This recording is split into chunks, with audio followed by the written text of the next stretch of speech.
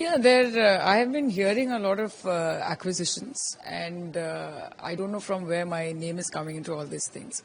It came as a shocker, and I was quite taken aback when I heard that a Nagar Palika chairman from the BJP in Secunderabad, UP, has declared a reward of 1 crore to anybody who beheads me.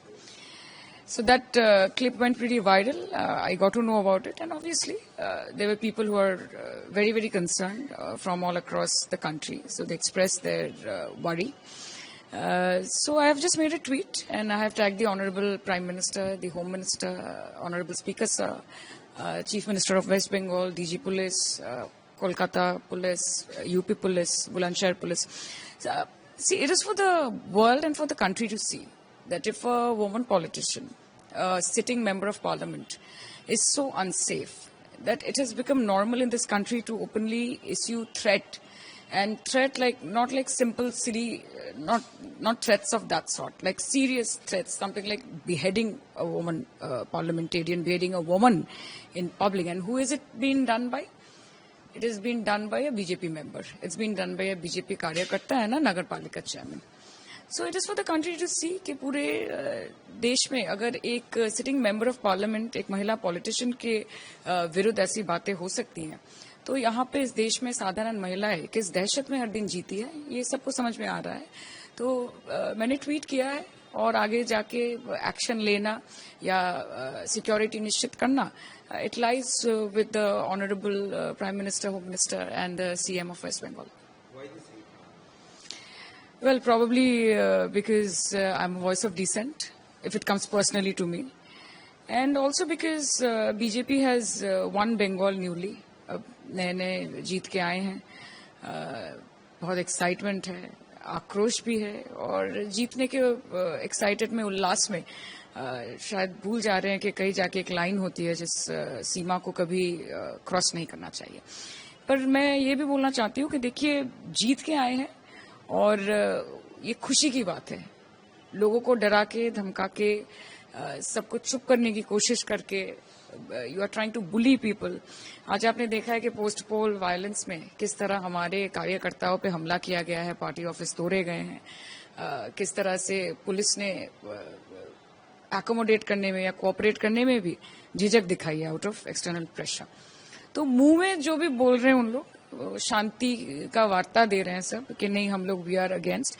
But to be very honest, the BJP government and the BJP party in Bengal have failed to control their कार्यकर्तास.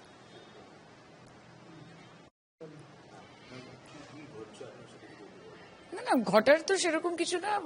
একটি social মিডিয়াতে একটি clip আমাকে কয়েকজন পাঠালেন যে এরকম বিজেপির একজন নগরপালিকা চেয়ারম্যান সেকেন্দ্রাবাদের, তিনি 1 কোটি টাকা অফার করেছেন যে আমার মাথা যে কেটে আনবে তাকে নাকি 1 কোটি টাকা উনি উপহার দেবেন. আমার এই বিষয়ে বিশেষ কিছু বলার নেই. আমি আমার টুইটে home minister of India, prime minister of India, honourable speaker sir, West Bengal police, CP Kolkata, Bulandshahr police, UP police, CM of West Bengal Suvendu Adhikari, সবাইকে ট্যাগ করেছি এবং আমি জানিয়েছি যে এই যে নারী বন্দন যে বিষয়টা বিজেপি বলে থাকে, এইটা কি সেটার উদাহরণ কিনা.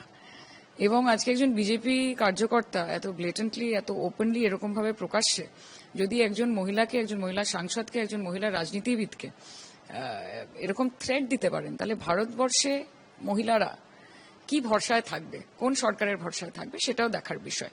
আগামী দিনে পুলিশ কি করছে সেটা পুলিশের বিষয়. নিরাপত্তা দেওয়া থেকে শুরু করে যারা এই ধরনের কথা বলে থাকে তাদের বিরুদ্ধে অ্যাকশন নেওয়াও এটা পুলিশের দায়িত্বের মধ্যে পড়ে. আমরা আমাদের কাজ করছি, আমরা আমাদের কাজ করব. This is somebody called Pradeep Dikshit, is a Nagarpalika chairman of Secunderabad. তবে অবশ্য এখন আমি শুনেছি যে উনি বলছেন যে না, এটা AI জেনারেটেড ভিডিও, ওনার এটার মধ্যে কোনো রকমের পার্টিসিপেশন নেই. তবে ভিডিওটা রয়েছে, আমরা কমপ্লেন রেজিস্টার করেছি.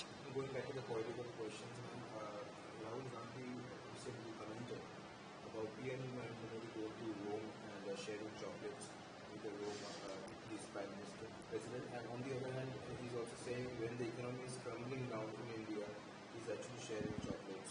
Petrol prices are also going high. Petrol prices have gone high twice. There has been an increase twice. Actually, बात ये होती है ना कि जब देश में इतने सारे युवा हैं जो बेकार हैं, बेरोजगार हैं, और उनकी तुलना की जाती है कॉकरोचेस से। जब देश में इतने सारे बच्चे हैं जिनको एक दफा खाने के लिए खाना नहीं मिलता, जहां देश में 80 करोड़ लोगों को, 140 में से 80 करोड़ लोगों को मुफ्त में राशन दिया जाता है, तो वहां जो देश के प्रधानमंत्री होते हैं उनसे बहुत उम्मीदें, बहुत आस जुड़ी रहती है लोगों की।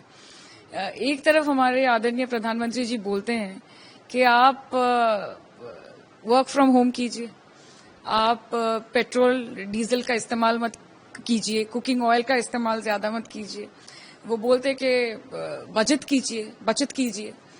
और ऑन द कॉन्ट्ररी जब हम देखते हैं कि जो वो हमको बोल रहे हैं वो खुद वो प्रैक्टिस नहीं कर रहे हैं, तो जाके लोगों में कहीं जाके कोई कंफ्यूजन होता है कि जो प्रैक्टिस हो रहा है और जो प्रीच हो रहा है वो डिफरेंट क्यों हो रहा है। देखिए, ये तो सही बात है कि देश की आर्थिक स्थिति बहुत बुरी हालत में है। ये सही बात है कि आज dollar 96 it is against hitting so low. ये सही बात है कि आज दूसरे देशों में जब भारतीय नागरिक जाते हैं तो उनके साथ जिस तरह का व्यवहार किया जाता है, तो ग्लोबली भी अगर आप देखें तो किसी देश के साथ हमारा अच्छा संपर्क नहीं है। तो यही मेरी दरख्वास्त रहेगी या फिर मेरी उम्मीद रहेगी आदरणीय प्रधानमंत्री जी से कि चॉकलेट दे, लॉजेंस दे, जो भी दे, ये उनका पर्सनल मैटर है, ये उनका पर्सनल पब्लिक रिलेशनशिप या प्रोफेशनल रिलेशनशिप है, इसमें मैं टिप्पणी नहीं करना चाहती। लेकिन विश्व बंधु बनने के साथ साथ अपने देश के लोगों का मित्र बनना भी बहुत जरूरी है। तो वो जल्द से जल्द वापस आए और यहाँ के जो मुद्दे हैं, जो महंगाई का मुद्दा है, जो बेरोजगारी का मुद्दा है, जो बेरोजगार युवाओं का मुद्दा है, जिस तरह नीट का पेपर लीक हो गया, जिस तरह एक हफ्ते में 2 बार पेट्रोल प्राइसेस बढ़ रहे हैं, जिस तरह दूध का दाम बढ़ रहा है, जिस तरह एवरी एसेंशियल कमोडिटी, ये एक दबाव क्रिएट कर रहा है हर भारतीय नागरिक पर। यहाँ पे धर्म की बात नहीं है, यहाँ पे जाति की बात नहीं है, यहाँ पे पॉलिटिकल एफिलिएशन की बात नहीं है। यहाँ पे भारत के लोग जिन्होंने बहुत उम्मीद लेके और आशा लेकर भारतीय जनता पार्टी को सत्ता में बिठाया था, वो अपनी बात रख पा रहे हैं कि नहीं, वो उन्होंने जो वादा किया था वो निभा पा रहे हैं कि नहीं, उस पर चर्चा होनी चाहिए।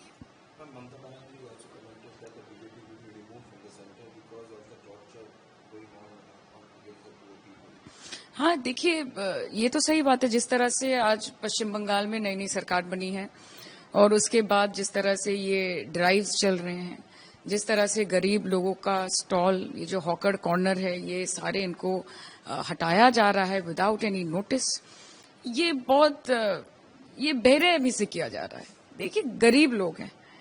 आज जो लोग ऊंचे ऊंचे बिल्डिंगों में बैठे रहते हैं वो बोल सकते हैं कि ये तो गरीब है, ये भिखारी है, ये तो कूड़े हैं, ये तो कचरे हैं, लेकिन वो इंसान है।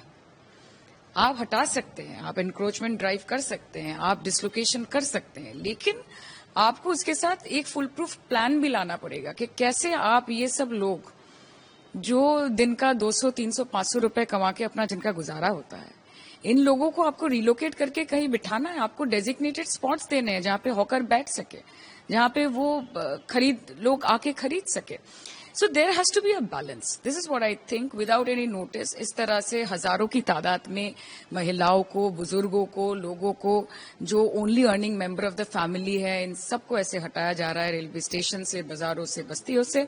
It is really unfortunate that this government is only working towards making the rich rich, and it is working towards making the poor more poor, and it is very, very unfortunate. You were talking about the notice. Recently, a notice was served to Abhishek Banerjee's house also, but mayor wasn't aware of the notice, and the mayor is the policy maker. So, who's actually taking all the? See, I will be very honest with you. मेरा नाम भी जुड़ा है इसके साथ, और ऐसा कहा जा रहा है कि अपेरेंटली एक ऐसा प्रॉपर्टी है जो अभिषेक बैनर्जी और शायोनी घोष के नाम पे जॉइंटली है। मुझे पता नहीं ये शायोनी घोष कौन है, लेकिन आपके माध्यम से मैं ये बताना चाहती हूँ, ये मैंने ट्वीट भी किया है कि मेरे इलेक्शन एफिडेविट में मेरा जो एसेट है वो डिक्लेयर किया हुआ है। जिनको देखना है वो जाके देख ले। और आप लोग पत्रकार हैं, आप लोगों में इंटरेस्ट ज्यादा है, इंक्वायरी ज्यादा है। जिसको भी जानना है कि वो अभिषेक बैनर्जी या वो शायोनी घोष जिनका एक जॉइंट प्रॉपर्टी है, ये कौन लोग हैं, आप जाके खुद निकाल लीजिए। अभी और को पता नहीं है। और इस हिसाब देखिए, this is all vendetta politics. आज जिस हिसाब से भारतीय जनता पार्टी की सरकार ऑपोजिशन और तृणमूल के पीछे आ रही है, हाथ धो के पड़ी हुई है, इट इज गिवन कि वो चाहते हैं कि तृणमूल पार्टी का नामो निशान तक मत ना रहे। वो चाहते हैं कि इस देश में, ये भारतीय जनता पार्टी का एक एजेंडा है कि one nation, one party and one political affiliation, one prime minister, one language, ये सब एक करना चाहते हैं। तो वहां पे जाके ये चाहते ही हैं कि ऑपोजिशन बोल के कुछ ना ही रहे, ऑपोजिशन बोल के कुछ ना रहे इस देश में, और सिर्फ एक पार्टी ये देश को चलाए। और जब ऐसा कुछ एजेंडा बन जाता है तो ऑपोजिशन के लोगों के पीछे हाथ धो के, आज आप यूपी में देखिए किस तरह से इकरा हसन, उनके साथ जो व्यवहार किया गया यूपी प्रशासन की तरफ से, तो मैं कहां से उम्मीद कर सकती हूँ कि यूपी प्रशासन मेरे साथ खड़ा होगा जब मुझे ऐसे थ्रेट्स मिल रहे हैं। वो भी एक चुनी हुई सांसद है, विपक्ष से हैं। आप देखिए आज जिस तरह महुआ मित्रा जी को टारगेट किया जा रहा है हर चीज में, अभिषेक बैनर्जी को टारगेट किया जा रहा है, तृणमूल के हर स्तर के हर नेता को टारगेट किया जा रहा है, 2021 के मामले में अरेस्ट किया जा रहा है। हालांकि पोस्ट पोल वायलेंस 2024-26 में जो हुआ है उसकी कोई कार्रवाई नहीं हो रही है। बीजेपी कार्यकर्ताओं ने, जिन्होंने तृणमूल कांग्रेस के कार्यकर्ताओं को मारा पीटा, तृणमूल कांग्रेस के ऑफिसों को तोड़ा, उनके विरुद्ध कोई कार्रवाई नहीं हो रही है। 2021 में किस तृणमूल नेता ने क्या किया था, ये सब कह के हमारे कार्यकर्ताओं को, हमारी लीडरशिप को वो डिटेन कर रहे हैं। तो लड़ाई जारी रहेगी, ये नया कुछ पैतरा है नहीं। हमने देखा है किस तरह से विपक्ष को चुप कराने का काम ये भारतीय जनता पार्टी करती है। हम लोगों के साथ है, लोगों के आशीर्वाद से जीत के यहाँ तक आए हैं और आगे उन्हीं के मुद्दों के लेकर लड़ेंगे। See, I think it is Jahangir's own decision, और ये पार्टी ने भी अपना स्टांस क्लियर किया है कि पार्टी के साथ इसकी कोई कंसल्टेंसी नहीं हुई थी। जहांगीर को शायद लगा होगा कि he is not feeling safe, और उनके ऊपर भी काफी थ्रेट थे जिसको लेकर वो कोर्ट भी गए थे कि उनको प्रोटेक्शन की जरूरत थी। और अगर ये इलेक्शन होता भी तो ये फ्री और फेयर इलेक्शन तो होता नहीं। तो मुझे लगता है ये सब सोच के व्यक्तिगत तौर से उन्होंने ये डिसीजन लिया है, वो सबसे अच्छा बोल पाएंगे।